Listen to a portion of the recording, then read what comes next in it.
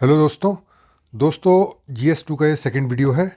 इसमें जो हम लोग टॉपिक पढ़ेंगे वो उसमें आगे देखते हैं। तो पहला टॉपिक है लोकतंत्र में लोक सेवा जो सिविल सर्विसेज है उनकी भूमिका। यूपी पीसीएस 2021 में क्वेश्चन आया था। 2021 और 2019 में। पहला 2021 का क्वेश्चन था, एक जनतांत्रिक व्यवस्था में लोक सेवाओं की भूमिका का भारत के संदर्भ में इसको बताना है। 2019 में जो क्वेश्चन आया था, लोक सेवा का परंपरागत गुण तटस्थता है। हालांकि ये जो क्वेश्चन दिख रहा है, लोक सेवा का परंपरागत गुण तटस्थता है, ये इथिक्स से ज़्यादा कवर होगा, लेकिन फिर भी पहले वाले पोर्शन को तो हम देखते ही हैं। ठीक है। तो इसमें हमने टॉपिक है जो इसमें हम लोक सेवा जो सिविल सर्विसेज है उसमें हम ये डायमेंशन कवर करेंगे। परिभाषा, इसकी भूमिका, चुनौती क्या है, सुधार क्या है और मिशन कर्मयोगी। ठीक है। तो परिभाषा की अगर बात करें तो जो जितनी जो हमारी शासकीय सेवाएं होती हैं, तो शासकीय सेवाओं का विभाग जो सशस्त्र सेवाओं से संबंधित विभागों के इतर होता है। मतलब जितनी भी हमारी शासकीय सेवाएं होती हैं, जैसे मान लीजिए शासकीय सेवाएं ये हैं, ठीक है, इसमें से भी जो सशस्त्र जो सेवाओं से संबंधित जो डिपार्टमेंट हैं उनको अलग हटा लो, तो बाकी जो बची सरकारी सेवाएं हैं ना, वो समस्त सरकारी विभाग किसके अंतर्गत आते हैं? वो लोक सेवा के अंतर्गत आते हैं। ठीक है। तो ये हुई एक छोटी सी डेफिनेशन लोक सेवा पब्लिक सर्विसेज की। अगर भूमिका की बात करें तो भारत जैसे लोकतांत्रिक देश में इसकी भूमिका बहुत महत्वपूर्ण होती है। औपनिवेशिक काल में इसकी बात करें तो इसका काम सिर्फ लॉ एंड ऑर्डर इसको मेंटेन करना था। लेकिन स्वतंत्रता के पश्चात लॉ एंड ऑर्डर के साथ साथ जन कल्याण भी इसका इनकी एक जन कल्याण भी सुनिश्चित करना इनकी एक महत्वपूर्ण भूमिका बन गई। ठीक है। और इनकी भूमिका क्या क्या होती है? पहली तो सलाहकार भूमिका है। सलाहकार में नीति निर्माण कैसे कोई पॉलिसी का फॉर्मेशन करना है ना, उसको कैसे फॉर्मुलेट करना है, उससे संबंधित कार्यपालिका को ये सहायता करती है। दूसरा, सामाजिक आर्थिक परिवर्तन के अग्रदूत हैं ये। कैसे? नीतियों के क्रियान्वयन से एक तो जन कल्याण सुनिश्चित करते हैं, दूसरा समाज में आधुनिक विचारों का ये रोपण करते हैं। तीसरा, विकास के प्रतिनिधि हैं। कैसे विकास के प्रतिनिधि हैं? जो समाज में विभिन्न विकासात्मक गतिविधियां हैं इनको ये बढ़ावा देते हैं समाज में, है ना। बढ़ावा देकर, जैसे अभी डिजिटल डिवाइड हमारे समाज में है, तो उसको डिजिटल डिवाइड को कम करने के लिए डिजिटल साक्षरता लेके आए, है ना। कृषि में कोई नई आधुनिक पद्धति लेके आए। ठीक, इस तरह से विकास के प्रतिनिधि समाज में विकास के प्रतिनिधि बनते हैं। अगला है जनता और सरकार के मध्य में ये एक सेतु का काम करते हैं, है ना। कैसे? जैसे एक एग्जांपल बताओ ना, दिव्या मित्तल थी, ये मिर्ज़ापुर में डीएम रही हैं। इन्होंने क्या करा, पानी के जो टैंकर माफिया हैं इनको वहाँ से समाप्त करके पानी को जो पानी को जो पानी है ना, पानी फ्री पानी को उन्होंने जन जन यानी गाँव गाँव तक उन्होंने पहुँचा दिया, है ना। जो सरकार का जल शक्ति मिशन है ना, उसको इन्होंने एक प्रकार से देखा जाए इम्प्लीमेंट किया, है ना। वो पानी को टैंकर माफियाओं से मुक्त कराया। ठीक है। तो इसका एक प्रकार से जनता और सरकार के बीच में जो सिविल सर्विसेज है, ये सिविल सेवक हैं, वो एक सेतु का काम करते हैं। विधि के शासन की स्थापना करते हैं। शासन में निरंतरता कैसे लाते हैं? एक तो ये स्थायी कार्यपालिका लाती हैं। ठीक है। जब चुनाव होता है तो चुनाव के समय कोई सरकार नहीं होती है, तो जब चुनाव के पश्चात नई सरकार के बनने तक ये शासन का संचालन भी करते हैं। ठीक। सातवां, सार्वजनिक संपत्ति के प्रहरी होते हैं। संजीव चतुर्वेदी आईएफएस थे फॉरेस्ट सर्विस से। तो कुरिक क्षेत्र में जो हॉग हिरन की एक प्रजाति है उसके अवैध शिकार को उन्होंने रोका, और अवैध जो जो वन है, जंगल है, उसको काटने से भी इन्होंने रोका। ठीक है, उस पर बैन लगाया। तो एक जो सार्वजनिक संपत्ति है देश की, उसकी ये भी सुरक्षा के पैरवी होते हैं। राष्ट्रीय एकता के अग्रदूत होते हैं, राष्ट्रीय एकता स्थापित करते हैं। क्यों? क्योंकि जो सिविल सेवाओं की जो प्रकृति है, खासकर की जो आईएएस आईपीएस हैं, उनकी प्रकृति क्या होती है? केंद्रीकृत होती है। सहकारी संघवाद की स्थापना करते हैं, केंद्र और राज्यों के बीच में संतुलन स्थापित करते हैं। कैसे? आईएएस और आईपीएस की होती है जो नियुक्ति होती है, करता तो केंद्र है ना, लेकिन उनको कैडर अलाउट कर दिया जाता है, कोई स्टेट में उनको रख दिया जाता है। ठीक है। तो ये केंद्र और राज्य के बीच में एक बैलेंस इस्टेब्लिश करते हैं, तो उससे एक सहकारी संघवाद की स्थापना होती है। इसी प्रकार सिविल सर्विस राज्य की मंशा को लोक नीतियों के माध्यम से जन कल्याण को सुनिश्चित कराती है। ठीक। चुनौतियाँ क्या क्या हैं और सिविल सर्विस को प्रभावित करने वाले मुद्दे क्या क्या हैं? ठीक। तो पहला है प्रोफेशनलिज्म। इनके अंदर ना जो प्रोफेशनलिज्म है उसकी बहुत कमी देखी जाती है। मतलब आजकल देखा होगा ना, जैसे बहुत सारे आईएएस हैं यूट्यूब पे बैठे हुए हैं, अपनी ना वीडियो डालते रहते हैं कि उनने ये किया, उनने ऐसा किया, है ना, आईएएस की एंट्री हो गई इस तरफ से, मतलब ना रॉयल एंट्री वगैरह के जो वीडियो होते हैं ये डालते रहते हैं। ये प्रोफेशनलिज्म नहीं है ना। ये सिर्फ दिखाने के लिए, अपना शो ऑफ करने के लिए वो डालते हैं। जबकि प्रोफेशनलिज्म क्या है, जो एनोनिमिटी एनोनिमिटी के साथ, यानी अनामिता के साथ अपना काम करना, यानी चुपचाप में साइलेंट होकर काम करना, ठीक है। इनकी जो प्रोत्साहन प्रणाली है उसमें विसंगतियाँ, जैसे ईमानदार और दक्ष अधिकारियों को क्या होता है, पुरस्कृत नहीं किया जाता है। अशोक खेमका को देख ही सकते हैं हम लोग। पदोन्नति की प्रणाली में भी विसंगतियाँ हैं। प्राथमिकता जो दी जाती है वरिष्ठता को दी जाती है, ना कि उसके जो कैसी सिविल सर्विस जो सर्वेंट है उसकी कैसी परफॉर्मेंस रही है उसके आधार पर उनको प्रमोशन नहीं दिया जाता है, वरिष्ठता के आधार पर दिया जाता है। पुराने नियम व प्रक्रिया, इससे क्या होती है कि कार्यशैली प्रभावित होती है। पारदर्शिता व जवाबदेही की कमी, जैसे कस्टोडियल डेथ हो जाती है, कोई जवाबदेही नहीं बनती इनकी, है ना। सिविल सेवा मूल्यों का छरौड़ा, जो सिविल सेवा के जो मूल्य हैं, वैल्यूज़ हैं, उनका वो डिप्लीट हो रहे हैं। जैसे पूजा सिंगल आईएएस है झारखंड कैडर की, इनके घर में करोड़ों रुपए बरामद हुए। अभिजात्य मानसिकता देखी जाती है इनमें। जो छत्तीसगढ़ कैडर के नवनीत शर्मा आईएएस हैं, ये एक बार आपने इनका वीडियो भी देखिएगा। ये एक निर्दोष व्यक्ति उसको थप्पड़ मार देते हैं ये। और ये जगदीश सोनकर, ये आईएएस हैं, ये कहाँ के हैं ये मुझे श्योर नहीं है।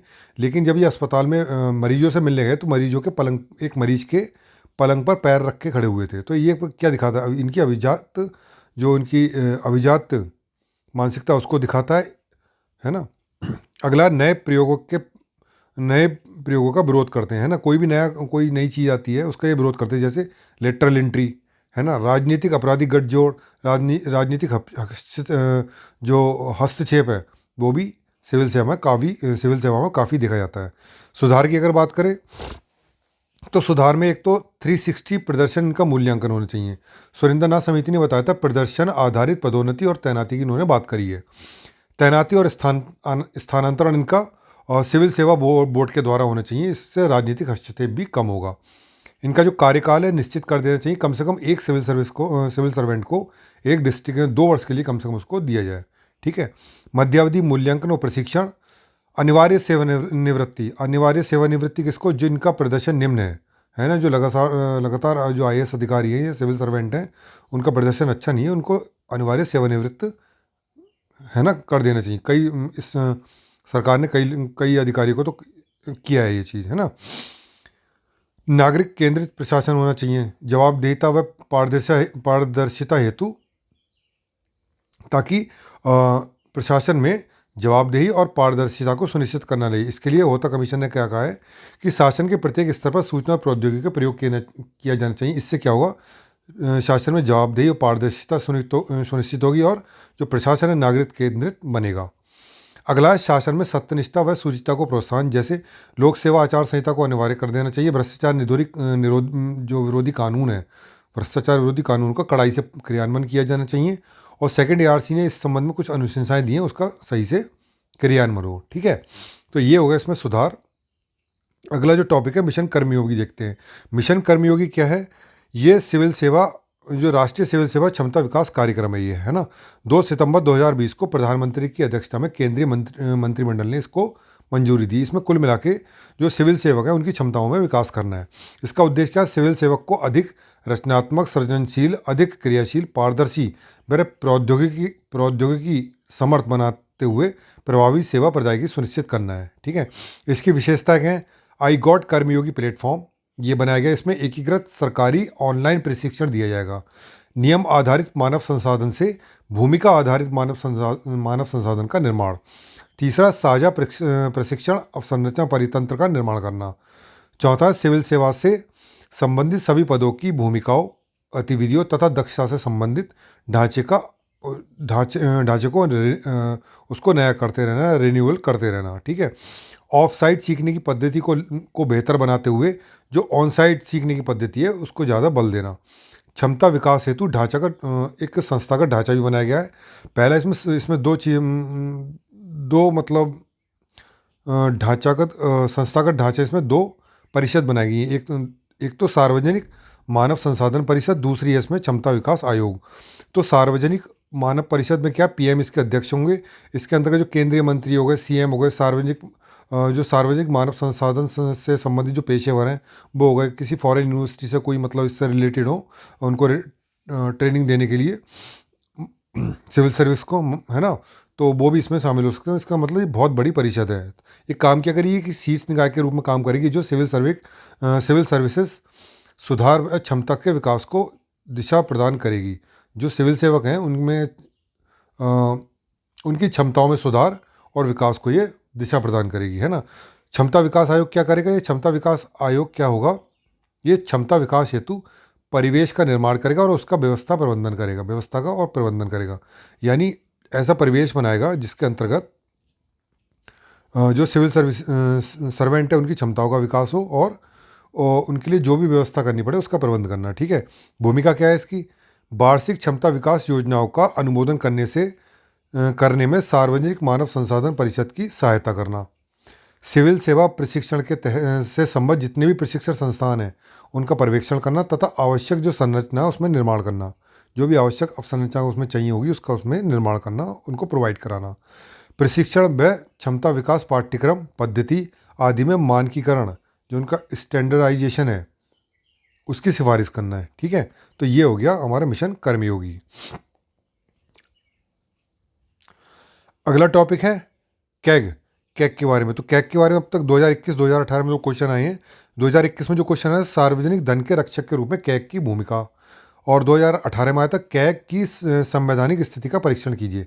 तो इस टॉपिक में हम लोग जो पढ़ेंगे, कैग क्या है, संवैधानिक इसका प्रावधान क्या है, भूमिका, कर्तव्य और इसकी शक्तियाँ क्या है, निष्पक्ष, है ना, और निष्पक्षता सुनिश्चित करने हेतु प्रावधान क्या है, आलोचना और सुधार। तो कैग क्या है, लोक वित्त का संरक्षक है। ये भारतीय लोकतांत्रिक व्यवस्था में इसके महत्व को देखते हुए नियुक्ति, कार्यकाल, कर्तव्य और निष्पक्षता हेतु संविधान में विशेष प्रावधान किए गए हैं। अब इसके संवैधानिक प्रावधान क्या है, तो संविधान के भाग 5 के आर्टिकल 148 से लेकर 151 तक कैग का प्रावधान है। आर्टिकल 148 क्या कहता है, इसमें नियुक्ति और सेवा शर्तों की बात करता है। आर्टिकल 149 कर्तव्य और शक्तियों की बात करता है। आर्टिकल 150 संघ व राज्यों के खातों के विवरण तैयार करने की बात करता है, जबकि आर्टिकल 151 संघ के खातों के संबंध में प्रेसिडेंट को रिपोर्ट सौंपने की बात करता है। ठीक है। तो ये हो गया इसके संवैधानिक प्रावधान। अब इसकी देखते हैं भूमिका, कर्तव्य और शक्तियाँ। भूमिका क्या है, वित्तीय प्रशासन को सुनिश्चित करता है ताकि प्रशासन जो जवाबदेह बन सके। वित्तीय प्रशासन की जवाबदेहिता को सुनिश्चित करना, कार्यपालिका पर नियंत्रण करना और उसका उत्तरदायित्व सुनिश्चित करना, सरकार की नीतियों और जो भी विकास मॉडल हैं उनको पारदर्शी बनाना, वित्त संबंधी डेटा की सुरक्षा करना, और जो पीएसी होती है, पब्लिक अकाउंट कमेटी, यानी लोक लेखा समिति का मार्गदर्शक और मित्र में इसकी भूमिका होती है कैग की, है ना। कर्तव्य और शक्तियाँ देखते हैं।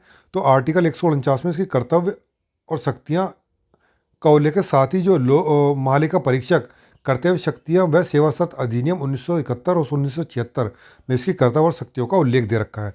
कर्तव्य कौन कौन से, केंद्र राज्य की जो लोक निधि है ना, चाहे संचित निधि हो गई, है ना, चाहे आकस्मिक निधि हो गई, उससे होने वाले खर्चों व्यय की जांच करना, उससे संबंधित प्रतिवेदन यानी रिपोर्ट को तैयार करना। केंद्र राज्य की जो सरकारी कंपनियां हैं, निगम है, वित्त पोषित कोई भी निकाय है, उनकी आय व्यय का लेखा परीक्षण करना। राष्ट्रपति द्वारा कोई भी जो विषय सौंपा जाए, उससे जो कोई भी कार्य सौंपा जाए या कोई भी विषय सौंपा जाए उसको पूरा करना या उससे संबंधित अनुशंसाएं देना, है ना।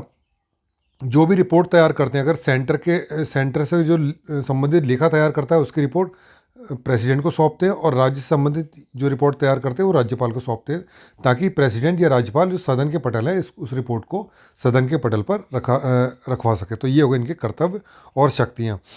कर्तव्य हो गया। शक्तियाँ क्या क्या है इनमें, सभी प्रकार के सरकारी अभिलेखों तक तथा खातों तक पहुँचने की इनकी शक्ति होती है। किसी भी जैसे संस्थान के अगर जब ऑडिट कर रहे होते हैं ना, या जो भी सरकारी खाते होते हैं वहाँ तक ये एक्सेस इनको प्राप्त होती है। जो भी संबंधित गवाह होते हैं उनको बुलाने तथा उनसे पूछताछ करने का भी इनको अधिकार होता है। ऑडिट करने वाले विभागों के खातों की जांच की भी इनको शक्ति होती है। तो ये इनकी शक्तियाँ और कर्तव्य हो गए। आगे निष्पक्षता सुनिश्चित करने हेतु प्रावधान क्या दे रखे हैं। एक तो जो कैग के जो कार्यकाल है वो दे रखा है 6 वर्ष या 65 वर्ष की आयु तक कैग अपने इसका कार्यकाल होगा। इसकी नियुक्ति प्रेसिडेंट के द्वारा होती है। वेतन, भत्ते तथा प्रशासनिक व्यय भारत की संचित निधि पर भारित होते हैं।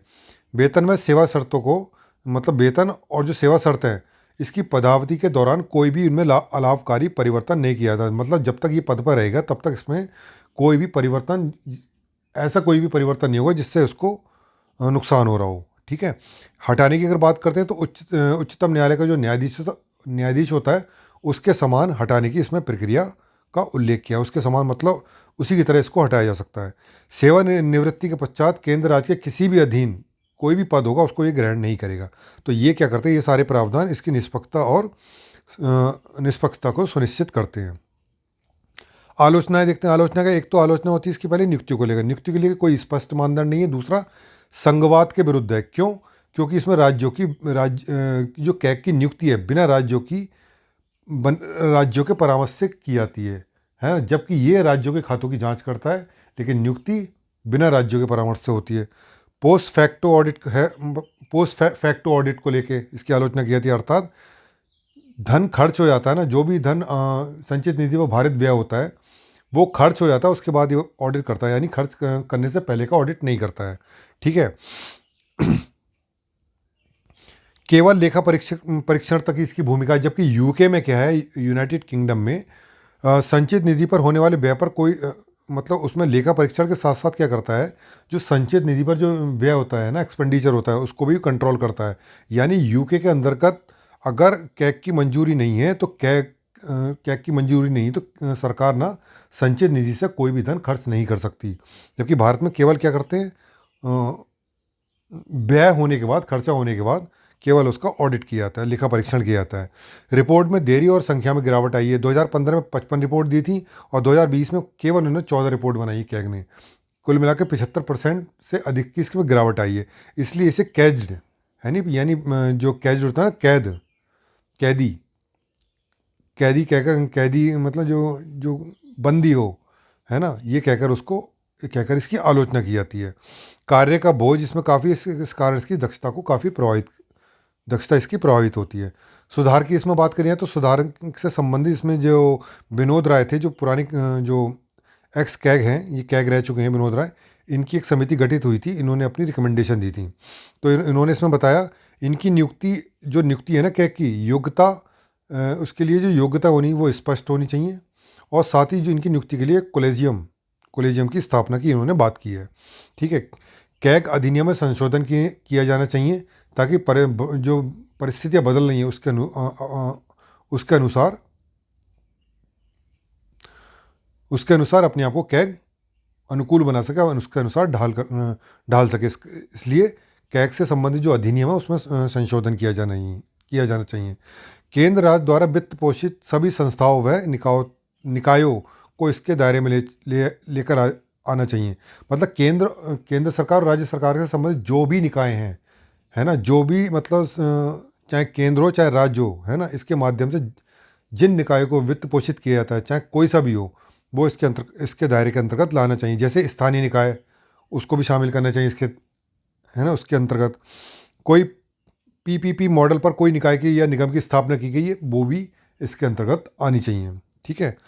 सुधार आवश्यक है क्योंकि ये सुधार किए जाने आवश्यक है क्योंकि देश की अनमोल संपदा के रक्षण के लिए उत्तरदायित्व किसके पर है, कैग पर है। इसलिए B.R. अम्बेडकर ने इसको क्या है, देश की सबसे महत्वपूर्ण संस्था की इन्होंने संज्ञा दी है इसको। ठीक है।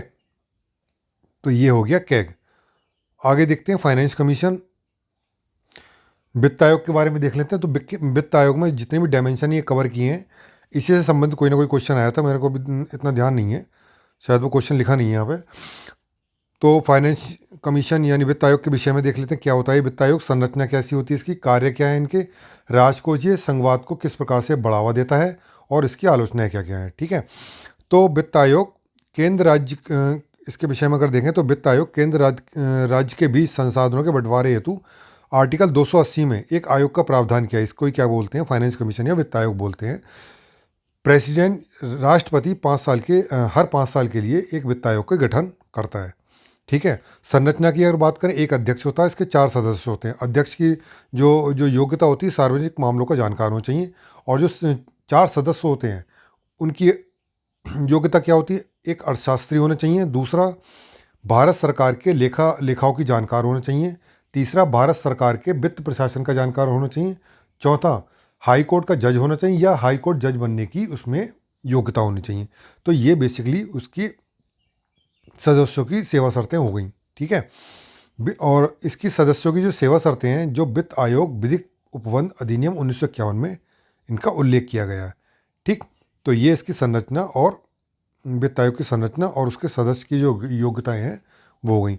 आगे क्या है, इनके कार्य देखते हैं। कार्य इनके क्या है? पहला कार्य, केंद्र राज्यों के बीच करों के विभाजन व हस्तांतरण संबंधी अनुशंसा ये करता है वित्त आयोग, है ना। जो लंबवत हस्तांतरण है, इसके अंतर्गत क्या करता है? केंद्रीय करों में राज्यों की हिस्सेदारी से संबंधित सिद्धांत बनाता है ना। ये ऐसा वर्टिकल है ना हस्तांतरण हो गया, लंबवत हस्तांतरण। इसमें केंद्र हो गया और ये स्टेट हो गया। इनके बीच में क्या होगा? करों को कैसे बांटा जाए उससे संबंधित सिद्धांत बनाएगा।